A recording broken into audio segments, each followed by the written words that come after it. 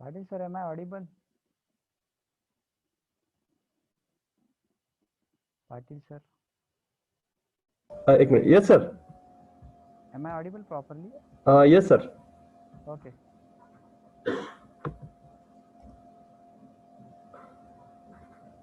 Screen display होते हैं sir. हो सर हो. Okay.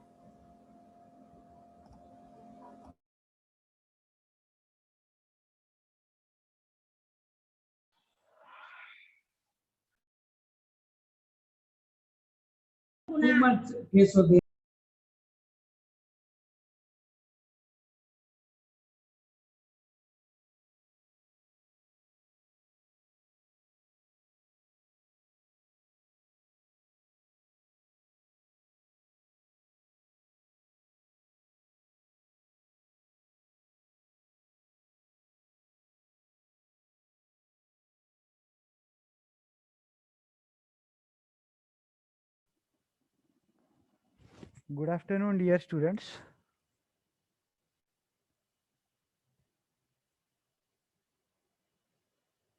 Hello. Am I audible to all? Yes, sir. Okay. Good afternoon, all. Today, Mr. Sumit Patil sir will give the demonstration regarding the mini project using Eclipse Window Builder, and he will teach you the Java and MySQL connectivity regarding mini projects. So all of you have to create your mini project by using MySQL as a backend or MongoDB as a backend. He will guide you regarding the same. He is actually expert in that area of Java and database connectivity. So he will give you the hands-on session today. So please concentration से आपको सबको सुनना है, और जो sir आपको बताएंगे वैसे रिगार्डिंग आप प्रोजेक्ट्स के एरियाज भी सर आपको सजेस्ट करेंगे. सो वो सब चीज़ें आपको रिट्रीव करनी है, और इंडिविजुअल मिनी प्रोजेक्ट आपको सबमिट करना है एज अ असाइनमेंट. उसका कोड, उसके स्नैपशॉट, जो भी स्लाइड का प्रेजेंटेशन का फॉर्मेट दिया जाएगा उसके अकॉर्डिंग आप सभी को वो सब चीज़ें सबमिट करनी है. So I welcome you, Sumit Patil sir, to demonstrate the regarding the mini project using Eclipse Window Builder. Thank you. Thank you sir. Okay, आवाज आ रहा है मेरा सब लोगों को? Yes, sir. Yes. ओके. ठीक है.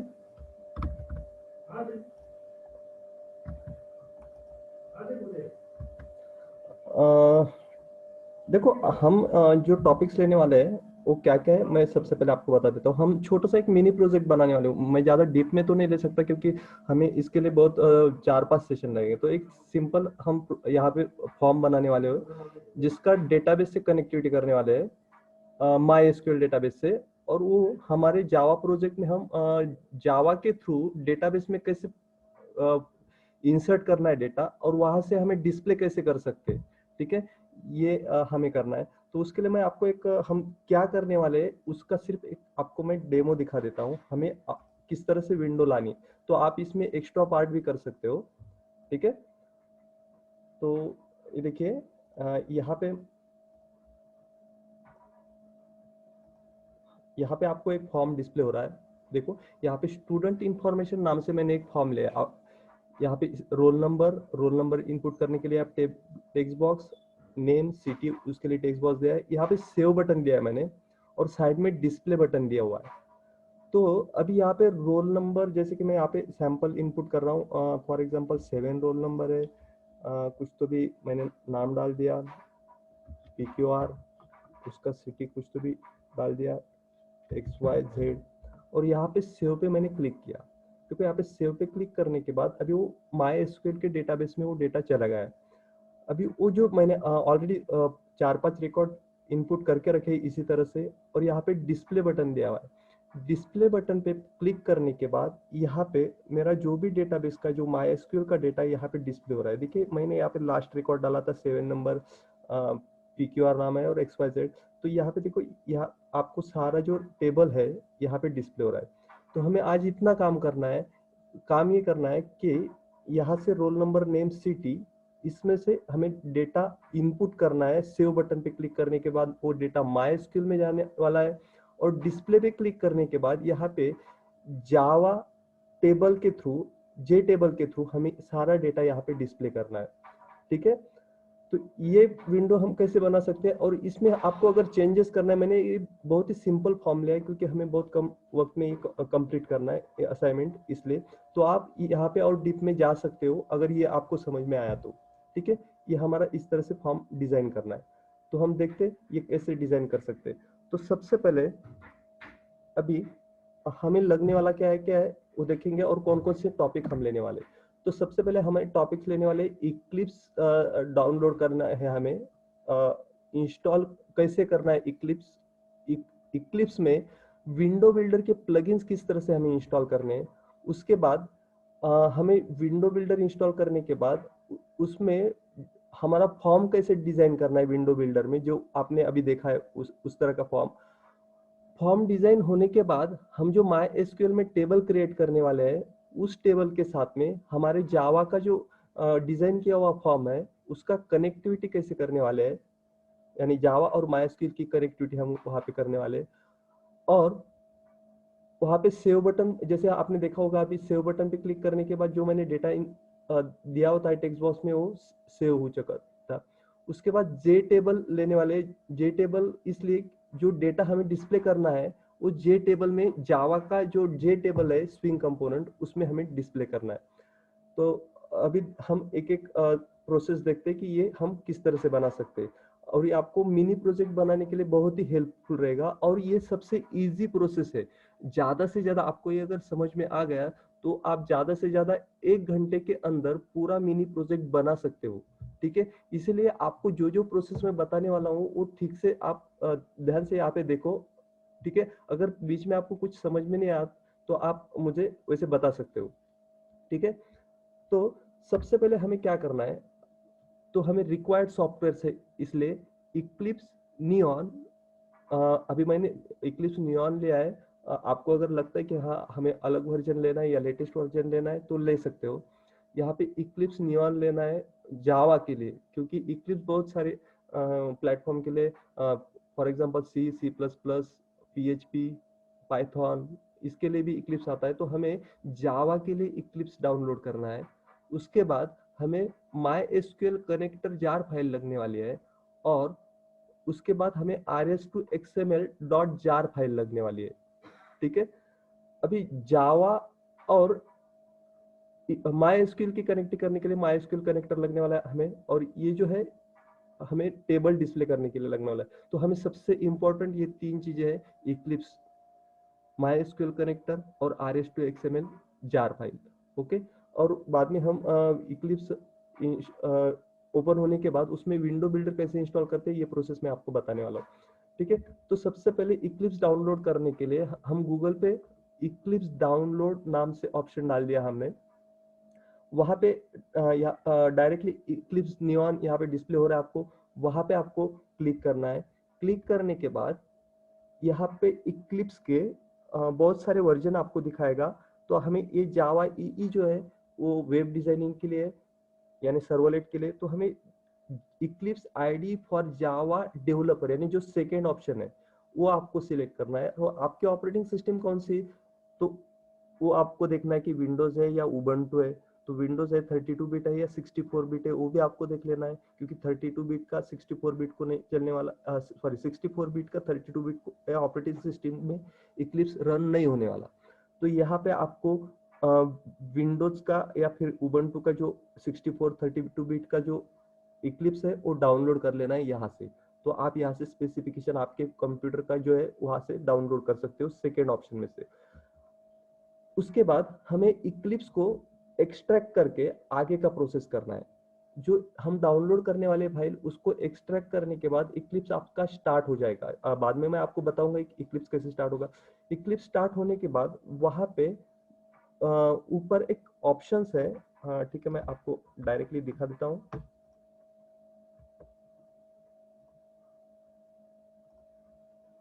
हाँ, तो अभी यहाँ पे इक्लिप्स स्टार्ट होने के बाद अभी ये ऑलरेडी मैंने इक्लिप्स डाउनलोड करके रखा है, और इसमें विंडो बिल्डर भी इंस्टॉल करके रखा है, क्योंकि उसको जो लगभग 15 से 20 मिनट इंस्टॉलेशन के लिए लगते हैं।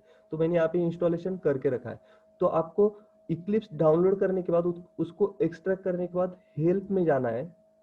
हेल्प में जाने के बाद यहाँ पे आपको एक ऑप्शन मिलेगा इंस्टॉल न्यू सॉफ्टवेयर।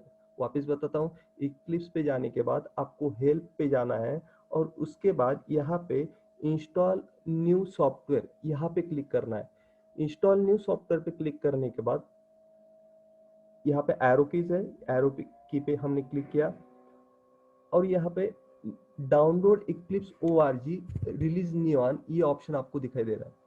तो ये आपको सिलेक्ट करना है। ये सिलेक्ट करने के बाद यहाँ पे नियॉन की जगह जो वर्जन होगा वो वर्जन आपको यहाँ पे दिखाई देगा। यहाँ पे क्लिक करने के बाद आगे की जो प्रोसेस है मैं आपको पीपीटी के थ्रू बताता हूँ। हाँ, तो वहां पे क्लिक करने के बाद यहाँ पे बहुत सारे ऑप्शंस आ जाएंगे। तो यहाँ से आपको जनरल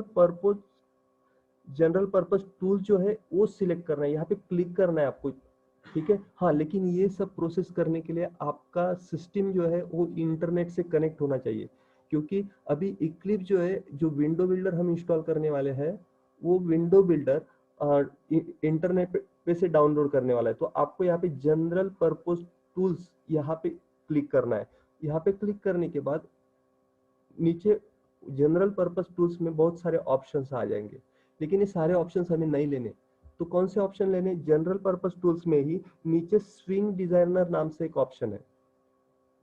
स्विंग डिजाइनर नाम से ऑप्शन है, वहां से लेके सारे जो है वो टिक आपको करना है, यानी सब सिलेक्ट करना है वहां से। तो आपको स्विंग डिजाइनर से लेके विंडो बिल्डर XML कोर तक ये सारे ऑप्शन सिलेक्ट करने हैं। वापिस बताता हूँ मैं आपको क्या करना है। जब आपने यहाँ पे नियॉन सिलेक्ट किया, नियॉन सिलेक्ट करने के बाद जनरल पर्पस टूल्स पे यहाँ पे क्लिक करना है। वहां पे क्लिक करने के बाद यहाँ पे एरो जो दिख रहा है उस पे क्लिक करने के बाद उसके सब ऑप्शन आ जाएंगे। उसमें से आपको स्विंग डिजाइनर से लेके विंडोज बिल्डर XML कोर यहाँ तक के सारे ऑप्शन सिलेक्ट करने हैं और उसको नेक्स्ट जो बटन आपको दिखाई दे रहा है उस पर क्लिक करना है। यानी ये जो सारे ऑप्शन है ये आपके इंस्टॉल हो जाएंगे। ज़्यादा से ज़्यादा 15 मिनट आपको लगने वाले इंस्टॉल करने के लिए। इंस्टॉल करने के बाद वो पूरा प्रोसेस होगा इंस्टॉलेशन का और वापस वो एक बार रिस्टार्ट करने के लिए बोलेगा इक्लिप्स। आपको इक्लिप्स रिस्टार्ट कर लेना है। इक्लिप्स रिस्टार्ट करने के बाद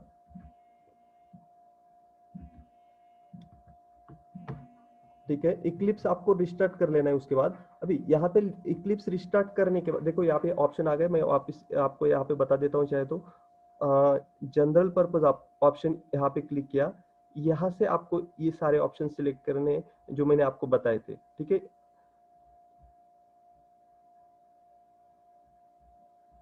हाँ, यहाँ पे ऑलरेडी मैंने इंस्टॉल किया इसलिए यहाँ पे दिखाई नहीं दे रहा है अभी वो ऑप्शंस।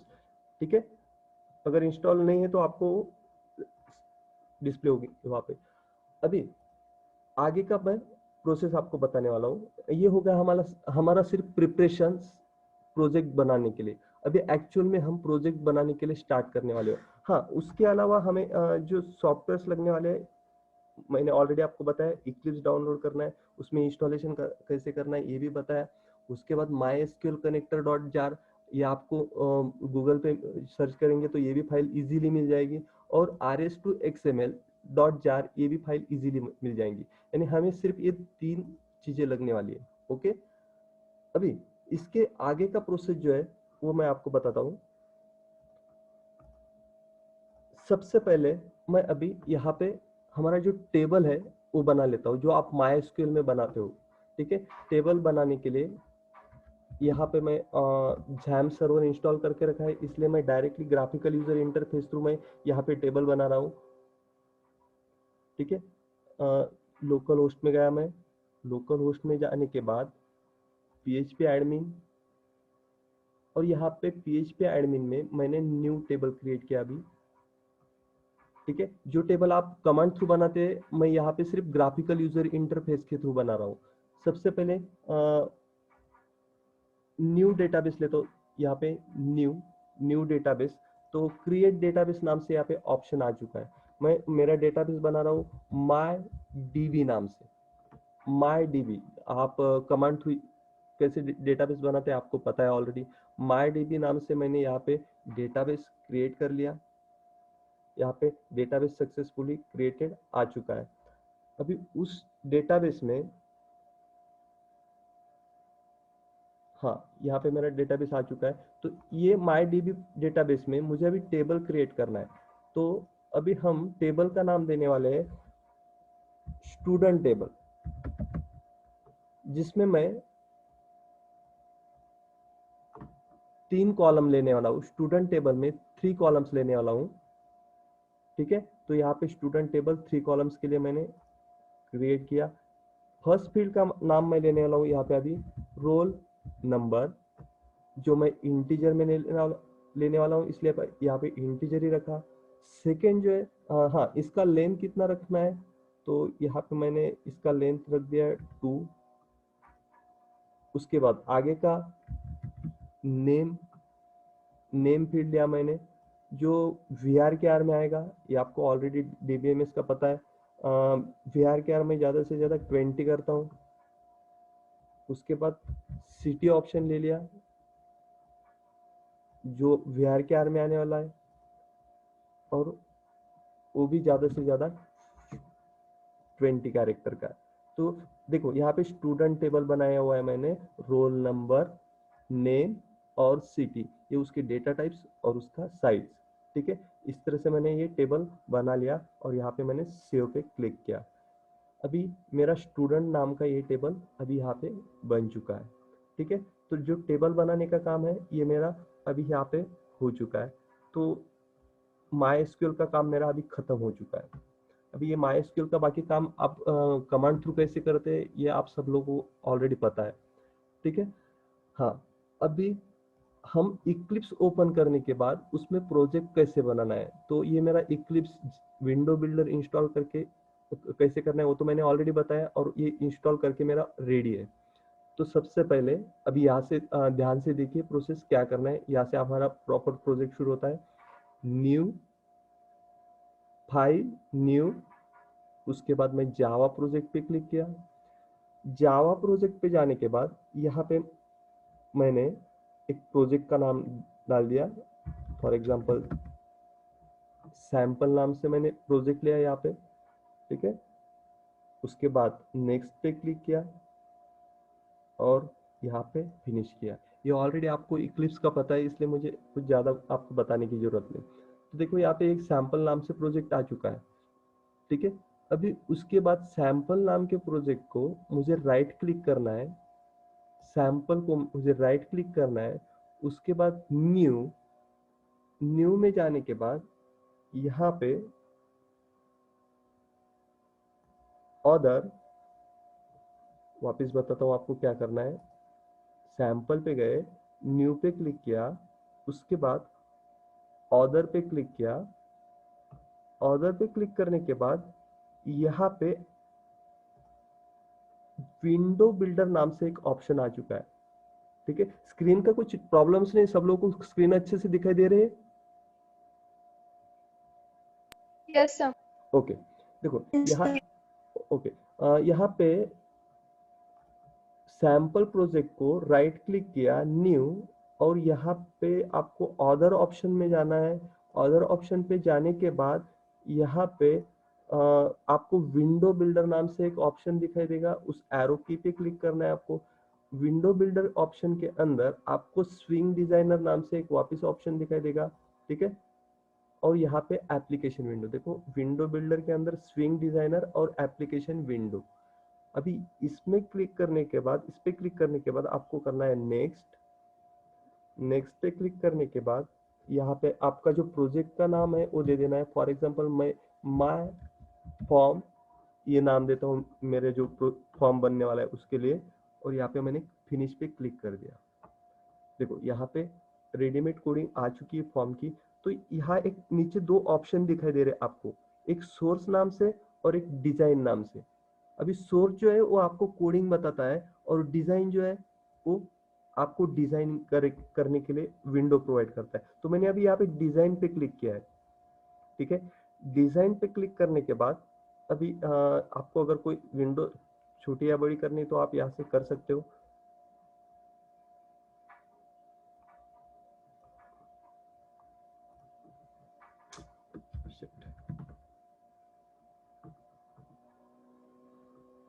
इक्लिप्स का थोड़ा इशू आ गया है।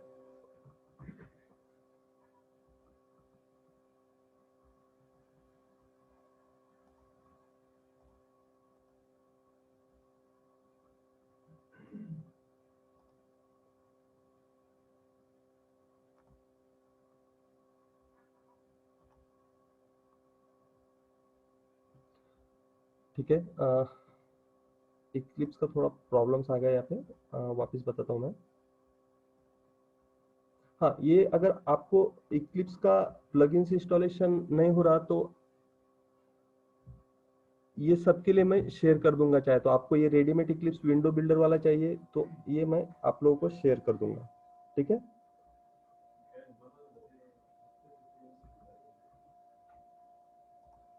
हाँ।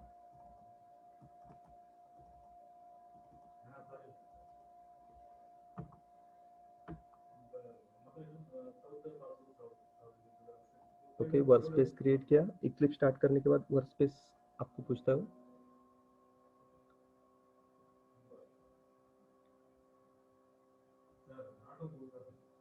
ओके, ये देखो हमने सैंपल नाम से जो प्रोजेक्ट बनाया था उसी पे वापस जाता हूँ मैं। यहाँ पे माय फॉर्म पे क्लिक करता हूँ। ये फॉर्म आ चुका है। डिजाइन पे क्लिक किया।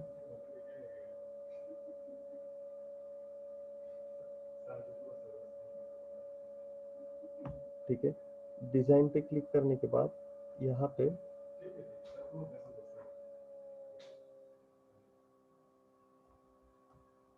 ओके,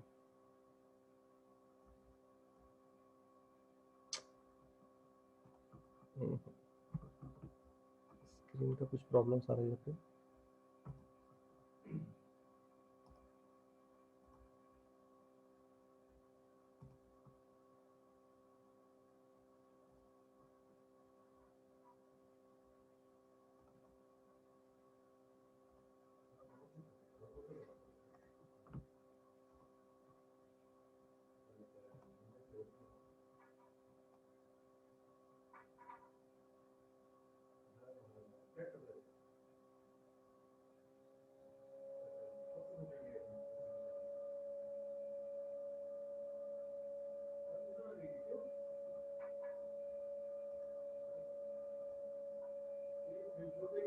ठीक है, नया प्रोजेक्ट लेके देखते हैं। जावा प्रोजेक्ट, मैं यहाँ पे माय प्रोजेक्ट नाम देता हूँ। फिनिश किया। माय प्रोजेक्ट को राइट क्लिक किया, new, others, application window, next, my form, finish.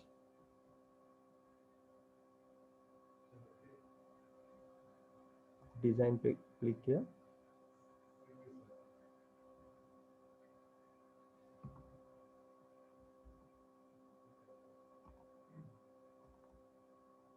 ये विंडो आ गई है मेरी। हाँ, देखो यहाँ पे डायरेक्टली क्लिक किया माय फॉर्म पे। ठीक है, यहाँ पे आपको डिस्प्ले हो रहा है। यहाँ पे अगर डबल क्लिक किया तो आपको जो विंडो है वो डायरेक्टली बड़ी डिस्प्ले हो जाएगी।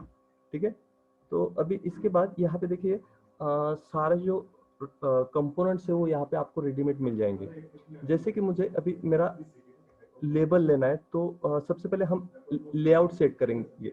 आपको पता होगा कि जावा में लेआउट्स क्या होते हैं या फिर कंपोनेंट्स क्या होते हैं।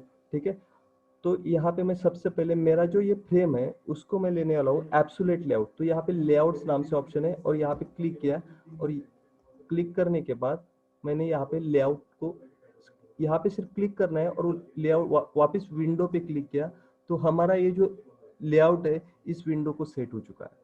ठीक है, लेआउट लेने के बाद इस विंडो पे मुझे एक लेबल लेना है। तो यहाँ पे कंपोनेंट्स में नीचे एक ऑप्शन है जे लेबल नाम से। तो जे लेबल पे मैंने क्लिक किया। क्लिक करने के बाद यहाँ वापस विंडो पे क्लिक किया तो वो जो लेबल है वो आ चुका है। अगर मुझे इसका नाम देना है लॉग स्टूडेंट इंफॉर्मेशन,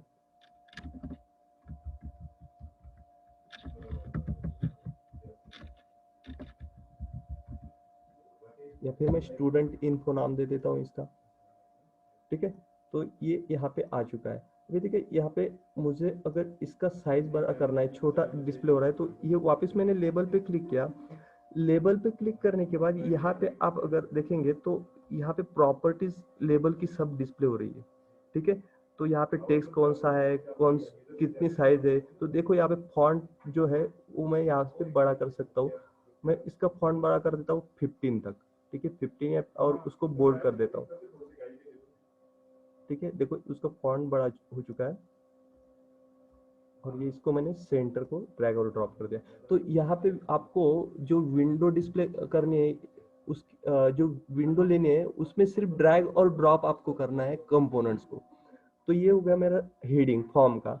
उसके बाद मुझे लेना है वापस एक लेबल, तो लेबल बटन पे क्लिक किया और यहाँ पे लेबल को ड्रैग और ड्रॉप कर दिया। ड्रैग ड्रॉप नहीं, या तो सिर्फ क्लिक किया और उस लेबल को नाम डाल दिया मैंने यूजर नेम, यूजर नेम ने रोल नंबर। तो अगर इसकी भी साइज हमें बड़ी करनी है तो लेबल पे क्लिक करके यहाँ पे फॉन्ट हम बढ़ा सकते, बोल्ड कर दिया और यहाँ पे 15 साइज कर दी, ओके। तो ये उसका साइज बढ़ चुका है। तो ये हम इस तरह से रोल नंबर का ले लिया। उसके बाद मुझे नेम लेना है, वापस नेम को लिया। नेम के लिए मैंने यहाँ पे चेंज किया नेम, ठीक है। तो नेम का भी साइज मुझे अभी बड़ा करना है, तो नेम पे क्लिक किया और यहाँ पे प्रॉपर्टीज पे गया फॉन्ट के, और यहाँ से मैंने इसका बोल्ड और 15 साइज कर दिया। आपको अगर फॉन्ट चेंज करना है तो फॉन्ट भी चेंज कर सकते हैं, ठीक है। अगर ये डिस्प्ले नहीं हो रहा तो आप इसका जो स्क्वायर है वो बढ़ा सकते हो, ठीक है। ये नेम यहाँ पे मैंने सेट कर दिया। उसके बाद मेरा है सिटी का ऑप्शन, तो यहाँ पे जे लेबल पे वापस क्लिक किया, जे लेबल यहाँ पे पेस्ट किया, सेव लेबल को ऊपर लेके गया। बाय डिफॉल्ट न्यू लेबल नाम आया हुआ है, और इसका जो नाम है आप यहाँ से भी चेंज कर सकते हो। देखो यहाँ पे टेक्स्ट नाम है, इस पे अगर क्लिक करोगे तो यहाँ पे सिटी इनपुट कर दिया, ओके। यानी जो भी आपका कंपोनेंट है उसका सारा प्रॉपर्टीज यहाँ पे आप उसका साइज, बैकग्राउंड कलर, सारी चीजें यहाँ से चेंज कर सकते हो। आपको सिर्फ कंपोनेंट पे क्लिक करना है और यहाँ पे जो प्रॉपर्टीज विंडो है वहां से आपको जो चेंज करना है वो चेंज कर सकते हो। देखिए अभी जैसे कि सिटी का मुझे फॉन्ट चेंज करना है, तो यहाँ पे फॉन्ट ऑप्शन है, फॉन्ट पे क्लिक किया। फॉन्ट पे क्लिक करने के बाद यहाँ पे 15 और बोल्ड कर दिया। यहाँ पे देखिए ये फॉन्ट बढ़ चुका है और वो बोल्ड भी हो चुका है, ठीक है। ये हो गया सिटी के लिए। अगर सिटी के ओके, ये हो गया हमारा सिर्फ लेबल का। अभी मुझे टेक्स्ट फील्ड लेनी है, तो यहाँ पे लेबल के बाजू में एक टेक्स्ट फील्ड ऑप्शन है। टेक्स्ट फील्ड के अलावा यहाँ पे आप देख रहे होंगे तो जे बटन, जे कम्बो बॉक्स, जे चेक बॉक्स, जे रेडियो बटन, ऐसे बहुत सारे ऑप्शन है, आप ले सकते हो, ठीक है। लेकिन अभी इतना कम टाइम में इतना सारा कवर नहीं होगा, इसलिए मैंने सिर्फ जे लेबल यानी सिंपल फॉर्म लेने लिया हुआ है।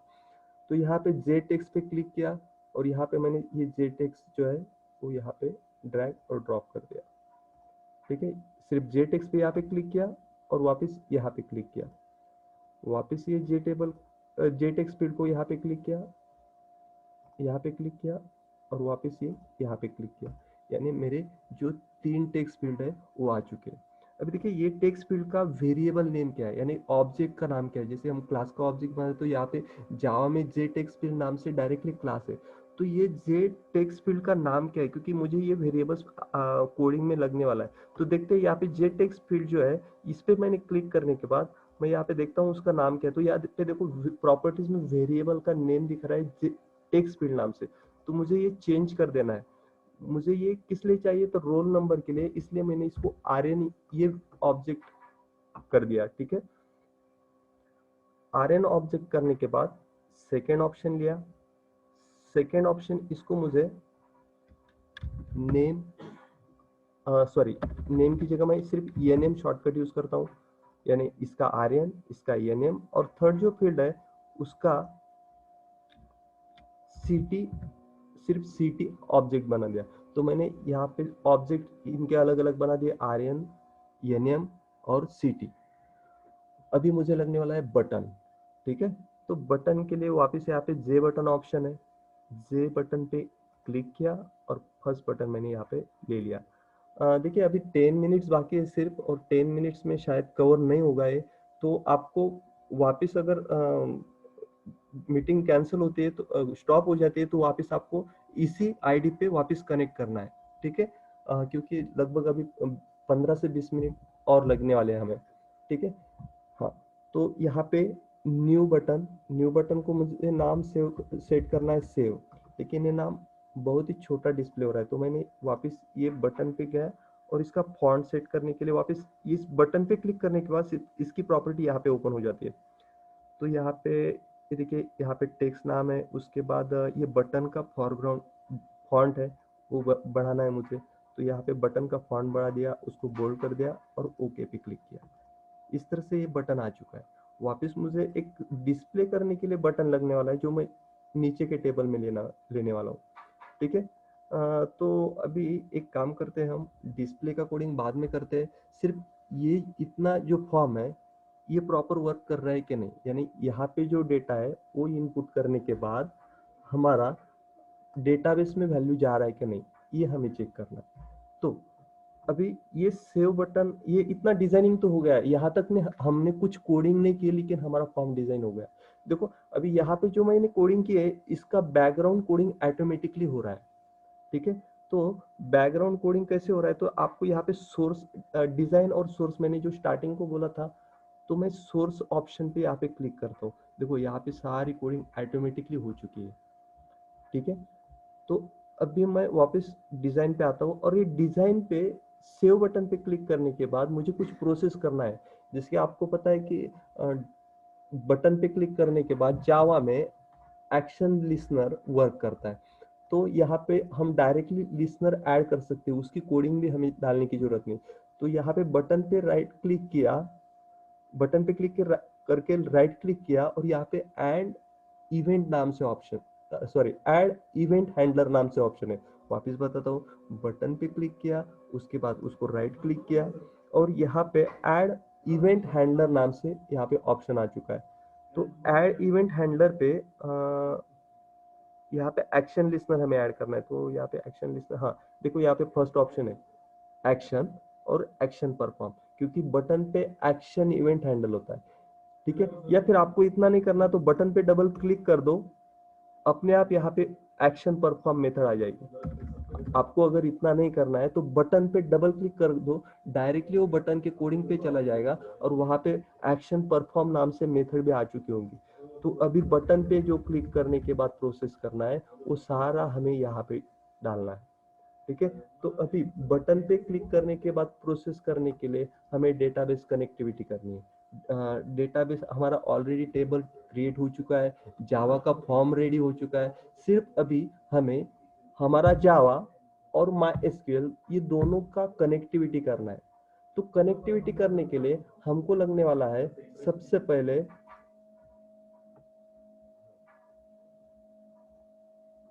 माई एसक्यूएल कनेक्टर, ठीक है।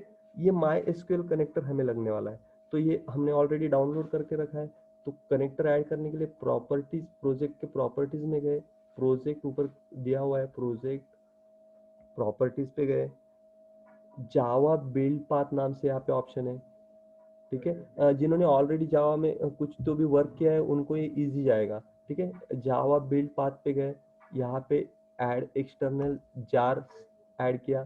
तो ऐड एक्सटर्नल जार करने के बाद आपको यहाँ पे माई एसक्यूएल का जो कनेक्टर डाउनलोड करके रखा है वो आपको ढूंढना है, और यहाँ पे माई एसक्यूएल कनेक्टर मैंने यहाँ से सिलेक्ट किया और ओपन कर दिया।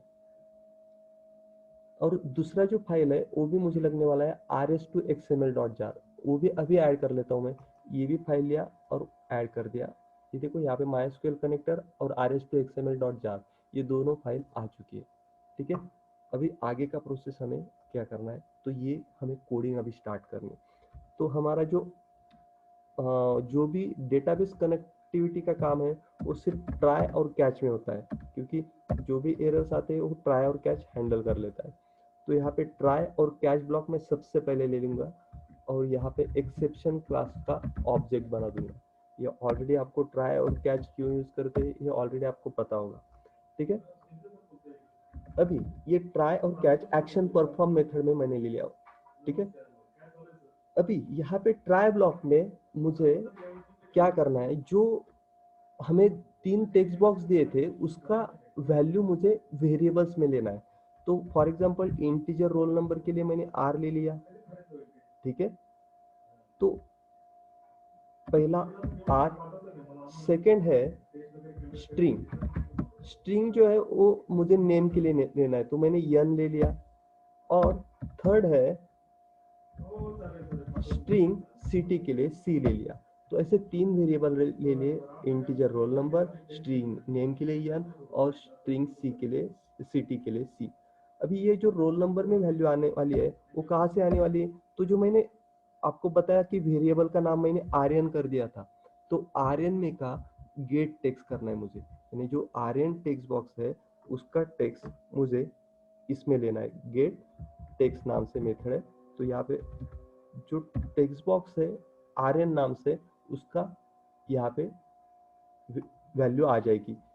उसके बाद जो स्ट्रिंग है सेकेंड नेम की, तो नेम के लिए हमने जो सेकेंड नंबर का टेक्स्ट बॉक्स लिया था एनएम नाम से, उसका टेक्स्ट जो है वो यहाँ पे हम गेट टेक्स्ट ले लेंगे और वो स्ट्रिंग में डाल देंगे, यानी यन नाम के स्ट्रिंग में।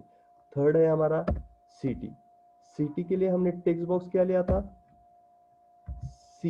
सी नाम से लिया था, ct डॉट गेट टेक्स्ट। ऐसे तीनों टेक्स्ट बॉक्स की वैल्यू अभी इस वेरिएबल में चली जाएगी। कब, जब मैं सेव बटन को क्लिक करूंगा तब। लेकिन अभी प्रॉब्लम्स ऐसा है कि यहाँ पे रोल नंबर क्यों एरर दिखा रहा है, तो क्यों एरर दिखा रहा है, क्योंकि हमारे डेटाबेस में हमने टेक्स्ट बॉक्स रोल नंबर ये इंटीजर लिया था और यहाँ पे टेक्स्ट बॉक्स जो है वो स्ट्रिंग रिटर्न करता है, तो इसलिए हमने इसको कन्वर्ट कर दिया स्ट्रिंग को इंटीजर में। तो इंटीजर में कन्वर्ट करने के लिए इंटीजर डॉट पार्सिंट नाम से मेथड है और उसके अंदर इस टेक्स्ट बॉक्स को मैंने डाल दिया। देखो ये कोडिंग में आपको प्रॉब्लम्स आ रहा है तो फिर इसके लिए मैंने एक टेक्स्ट फाइल बनाई हुई है, जो ये कोडिंग रेडी है वहाँ पे, तो ये कोडिंग आपको चाहे तो ग्रुप पे मैं डाल दूंगा, ठीक है। तो इंटीजर डॉट पार्सिंट यानी रोल नंबर को सबसे पहले टेक्स्ट बॉक्स में से ले, उसको इंटीजर में कन्वर्ट कर और आर वेरिएबल में डाल दे।